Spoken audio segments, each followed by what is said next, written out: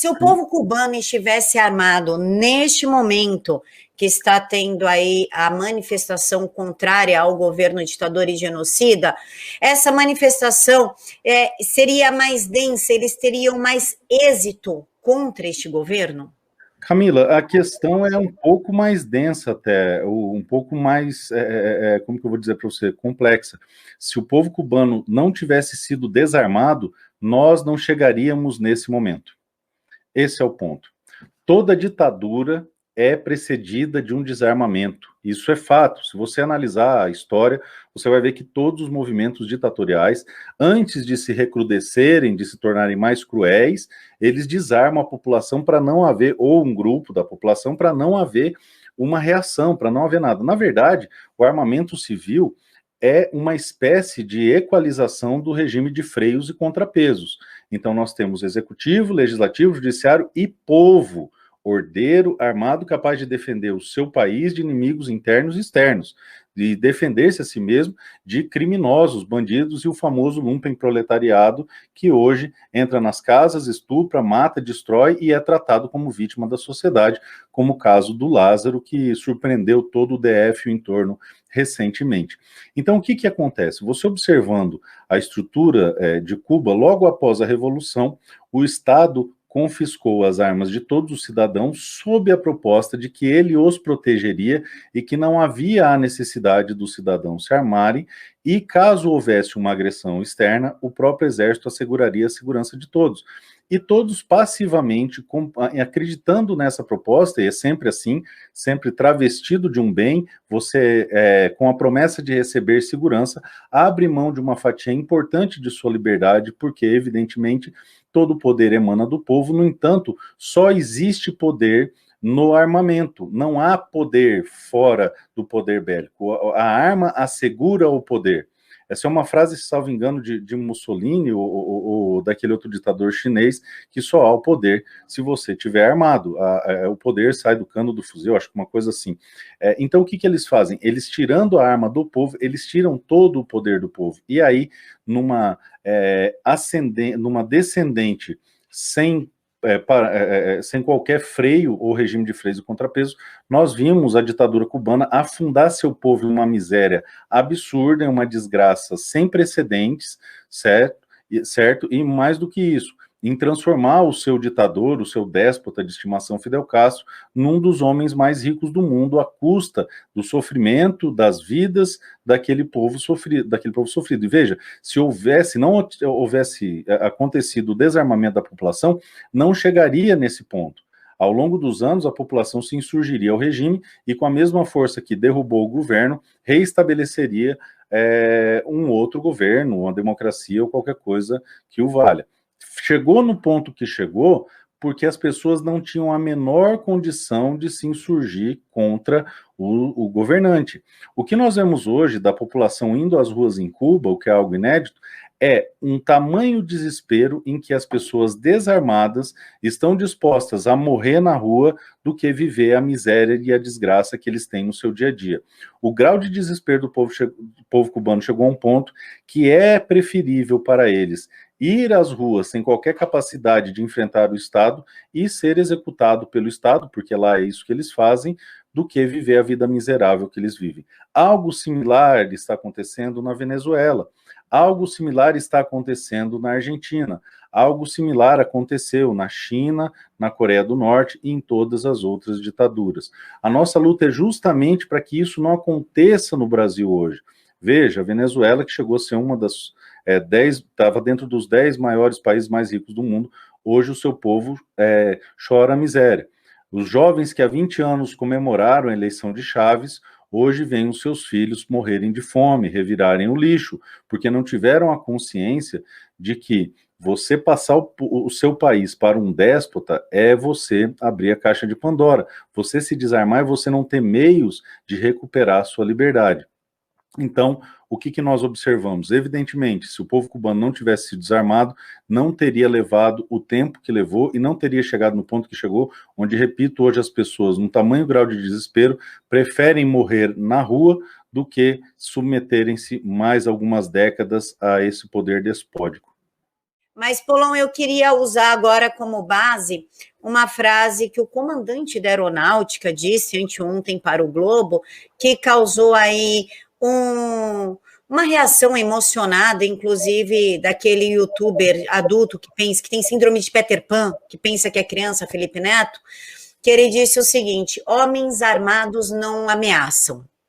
Chegamos num ponto que a população tem que começar a procurar, de uma forma mais ágil, ter uma arma dentro de casa pela atual situação que o país está passando? Urgentemente.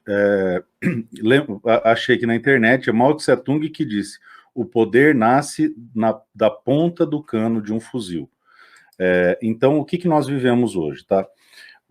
Tanto a proteção jurídica constitucional, ela se estabelece em uma estrutura horizontal e vertical. Quando ela se estabelece na estrutura vertical, ela está protegendo o cidadão do poder despótico do Estado.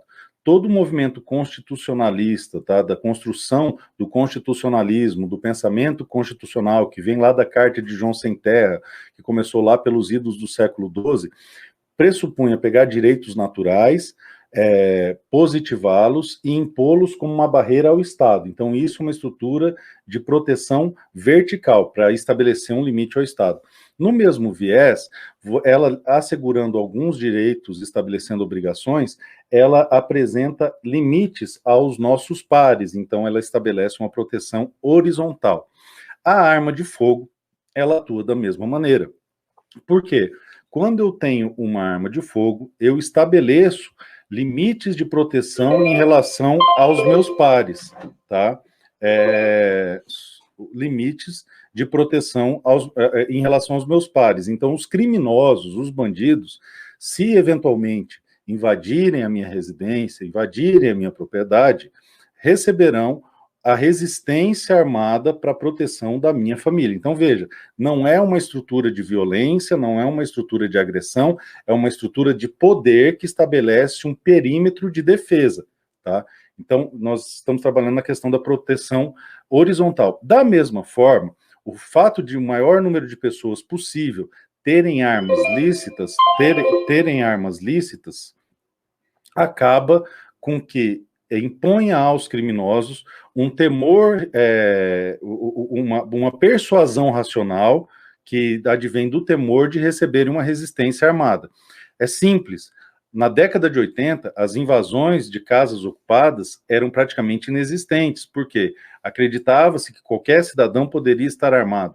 Abordagens à luz do dia para roubar carro, para sequestro, para qualquer outra coisa, eram praticamente inexistentes, porque todo cidadão poderia portar uma arma de fogo, e se o agredido, a vítima, não estivesse portando, uma pessoa atrás ou ao lado poderia estar portando.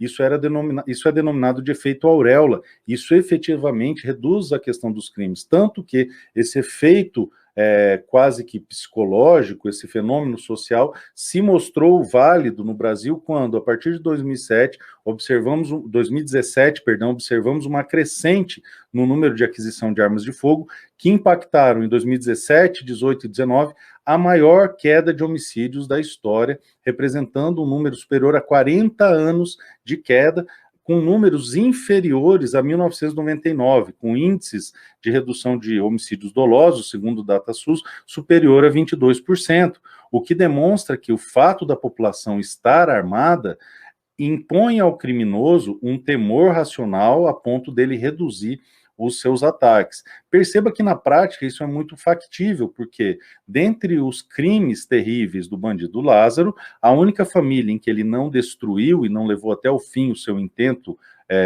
terrível foi porque o sujeito tinha uma arma de fogo e, ainda que mal equipado, com uma munição inadequada, impediu o ingresso desse sujeito na sua residência. Pois muito bem, isso aí estamos tratando apenas da proteção horizontal. Só isso já seria o suficiente para todo cidadão cumpridor da lei, todo homem e toda mulher maior de 25 anos, sem antecedentes criminais, com ocupação lícita, residência fixa, aptidão psicológica e técnica, buscassem urgentemente uma arma de fogo. Por quê?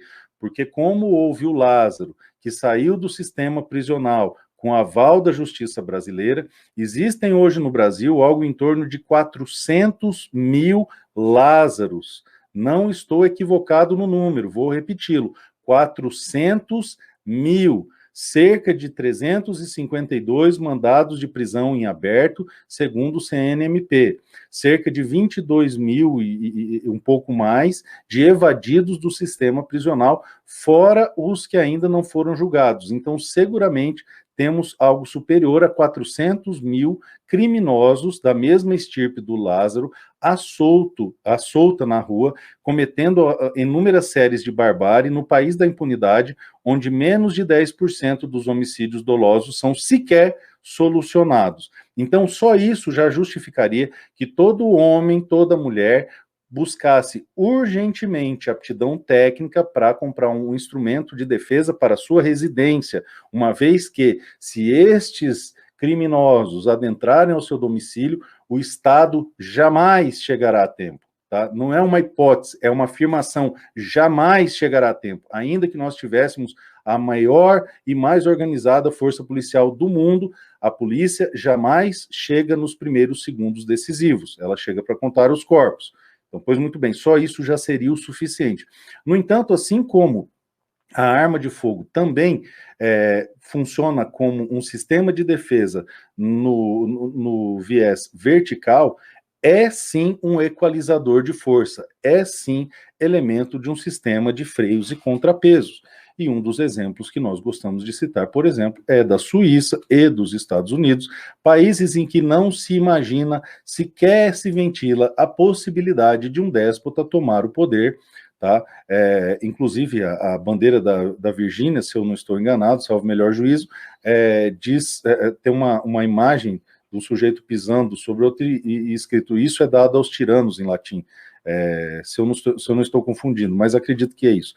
Toda cultura é feita no sentido de que o poder emana do povo, o Estado deve temer o povo, o Estado deve respeitar o povo, não um temor a ponto de subjugar o povo, igual acontece no Brasil, mas quase que um temor reverencial, um temor respeitoso. E mais que isso, compreender o povo como parte da estrutura, do fortalecimento da soberania desse país. Ora, por que os japoneses não invadiram os Estados Unidos depois do bombardeio de Pearl Harbor? Porque existe lá, só os clubes de caça americanos são maiores do que qualquer exército do mundo. Por que os alemães não entraram na Suíça? Porque lá cada homem é um soldado. O único jeito de subjugar aquele povo é matando 100% da população, o que é inviável. Então você percebe que o armamento também estabelece uma força à população, equalizando o sistema, o regime de freios e contrapesos, o sistema de freios e contrapesos, onde executivo, legislativo e judiciário ficam gravitando e tentando estabelecer a equalização de forças, só que num país onde há uma população civil armada, em cima destes três atores existe um poder soberano que é efetivamente o poder do povo. Então, por mais progressista que Biden possa ser, por mais progressista, esquerdista, comunista que Kamala Harris possa ser, jamais subjugarão o povo americano. No Texas, quem manda são os texanos. Na Flórida, quem manda são os cidadãos daquele estado. Então, dessa forma, você estabelece efetivamente um limite que segura a possibilidade de qualquer déspota progredir com essas pretensões. Hoje, no Brasil, muito ao contrário disso, nós temos o verdadeiro inverso do que há na segunda emenda da nossa Constituição, o que dá a tranquilidade dos nossos ditadores de plantão de soldarem portas de estabelecimentos comerciais, proibirem as pessoas de trabalhar, agredirem senhorinhas que estão tomando ar na praia, espancarem pedestres que vão caminhar na praia, quando Lázaros e Nens da Rocinha e fulano do rap e outros tantos criminosos que destroem a sociedade brasileira são soltos a cada dia. Então nós vemos toda uma estrutura político-legislativa feita e estruturada para proteger bandido, proteger marginal e sufocar, suprimir e usurpar a liberdade dos cidadãos, dentre outras coisas, porque nós somos um país desarmado desde 2003, de uma legislação que foi comprada com dinheiro meu e seu, com o mensalão do Lula ladrão.